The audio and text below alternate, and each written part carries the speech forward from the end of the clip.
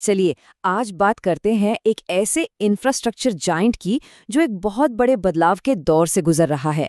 एक ऐसी कंपनी जो सिर्फ पावर ग्रिड नहीं बना रही बल्कि अपनी पूरी पहचान को ही नए सिरे से गढ़ रही है। तो सवाल ये है कि एक इतनी बड़ी स्थापित कंपनी जो सालों से पावर सेक्टर की रीढ़ रही है, वो फ्यूचर की एनर्जी नीड्स को कैसे पूरा करेगी? और इसका जवाब शायद उससे कहीं ज्यादा इंटरेस्टिंग है जितना हम सोच रहे हैं। इसका जवाब है अपने ही अंदर एक क्रांति लाकर।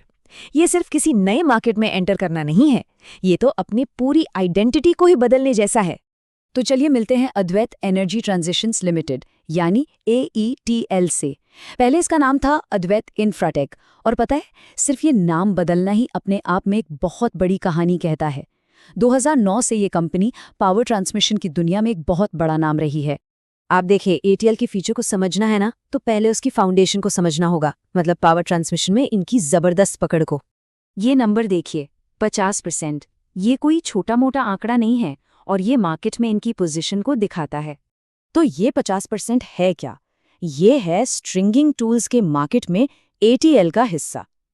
अब आसान भाषा में समझे तो ये वो खास टूल्स होते हैं जो बड़ी बड़ी पावर लाइंस को टावर्स पर खींचने और लगाने के काम आते हैं। मतलब ये पावर ग्रिड बनाने वाले स्पेशल औजार हैं। कहने का मतलब ये है कि देश के पावर इंफ्रास्ट्रक्चर की बुनियाद में इनका एक बहुत बड़ा हाथ है। इनका जो मेन बिजनेस है, जिसे ये पावर ट्रांसमिशन सॉल्यूशंस या PTS कहते हैं, वो काफी फैला हुआ है।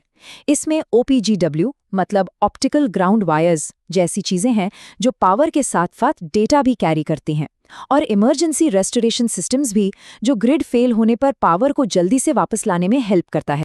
अब इस स्लाइड में जो सबसे इंटरेस्टिंग बात है वो ये है कि इनका पैसा आ कहाँ से रहा है। देखिए, FY25 में रेवेन्यू का सबसे बड़ा हिस्सा आया OPGW केबल्स और पावर डिस्ट्रीब्यूशन कंपनियों के प्रोजेक्ट से।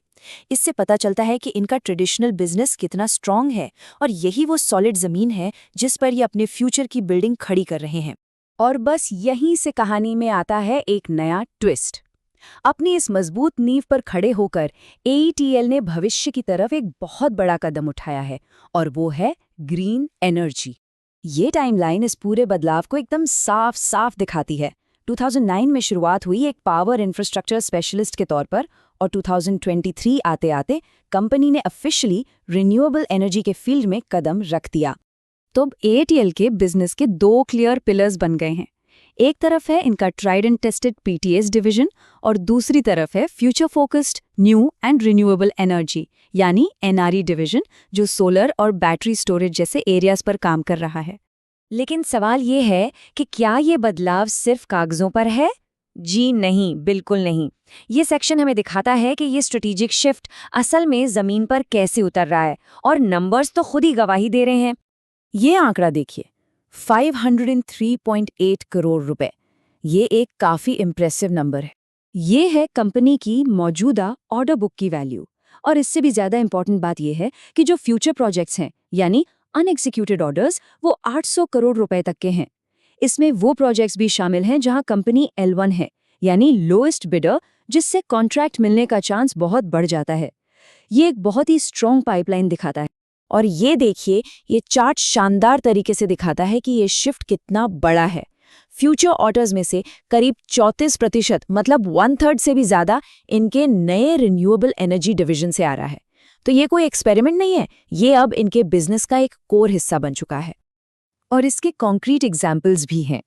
इन्हें GUVNL मतलब गुजरात ऊर्जा विकास निगम लिमिटेड से अपना पहला बड़ा battery energy storage system project मिला है। आसान भाषा में समझे तो ये एक बहुत बड़ा पावर बैंक बनाने जैसा है, जो सोलर या विंड एनर्जी को स्टोर कर सकता है, ताकि जब धूप ना हो या हवा ना चल रही हो तब भी बिजली मिलती रहे। एनर्जी स्टोरेज मार्केट में ये एक बहुत बड़ी जीत है। बात यहीं खत्म नहीं होती। इन्हें अदानी ग्रीन एनर्जी से 100 मेगावाट का एक बड़ा सोलर प्रोजेक्ट भी मिला है। ये सोलर एनर्जी सेक्टर में इनकी बढ़ती क्रेडिबिलिटी को और पक्का करता है। तो पॉइंट ये है कि ये सिर्फ ऑर्डर्स जीत नहीं रहे, बल्कि उन्हें बहुत अच्छे से एग्जीक्यूट भी कर रहे हैं। रिकॉर्ड टाइम में 4,500 किलोमीटर्स की लाइव लाइन स्ट्रिंगिंग पूरी करना, या शेड्यूल से 3 महीने पहले ही प्रोजेक्ट खत्म कर देना, ये सब इनकी एग्जीक्यूशन कैपेबिलिटीज को दिखाता है। तो चलिए अब जरा आगे बढ़ते हैं और देखते हैं कि AETL आने वाले कल के लिए क्या तैयारी कर रहा है। ये सिर्फ आज के प्रोजेक्ट्स के बारे में नहीं है, ये तो फ्यूचर टेक्नोलॉजीज में इन्वेस्ट करने के बारे में भी है। 75 करोड़ रुपए, ये वो अमाउंट है जो कंपनी फ्यूचर के लिए इन्वेस्ट करने का प्लान कर रही है। और ये इन्वेस्टमेंट सीधा ग्रीन हाइड्रोजन के फ्यूचर पर एक बड़ा दाव है। ये 100 मेगावाट की इलेक्ट्रोलाइजर मैन्युफैक्चरिंग फैसिलिटी लगा रहे हैं। अब ये वो मशीन है जो रिन्यूएबल इलेक्ट्रिसिटी का इस्तेमाल करके पानी को हाइड्रोजन और ऑक्सीजन में तोड़ती है, और यही है ग्रीन हाइड्रोजन बनाने का तरीका। ये एक बहुत ही फ्यूचरिस्टिक मूव है। इनकी स्ट्रैटेजी सिर्फ एक आध प्रोडक्ट बनाने तक ही लिमिटेड नहीं है। इन्होंने तो अपनी सब्सिडियरी कंपनीज का एक पूरा इकोसिस्टम बना लिया है। एक कंपनी सोलर और हाइड्रोजन प्रोजेक्ट्स पर फोकस करती है, दूसरी फ्यूल सेल बनाती है और तीसरी हाइड्रोजन इक्विपमेंट सप्लाई करती है। ये एक पूरी तरह से इंटीग्रेटेड अप्रोच है। तो शॉर्ट में कहें तो AETL अगली पीढ़ी की एनर्जी में लीडर बनने के लिए एक बहुत ही कॉम्प्रहेंसिव और वेल थॉट आउट स्ट्रैटेजी पर काम कर रहा है।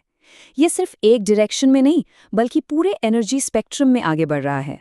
तो आखिर में ये सवाल उठता है, क्या AETL का ये मॉडल अपनी कोर स्ट्रेंथ का फायदा उठाते हुए हिम्मत के साथ फ्यूचर टेक्नोलॉजीज को अपनाना बाकी ट्रेडिशनल इंफ्रास्ट्रक्चर कंपनियों के लिए एक नया ब्लूप्रिंट हो सकता है?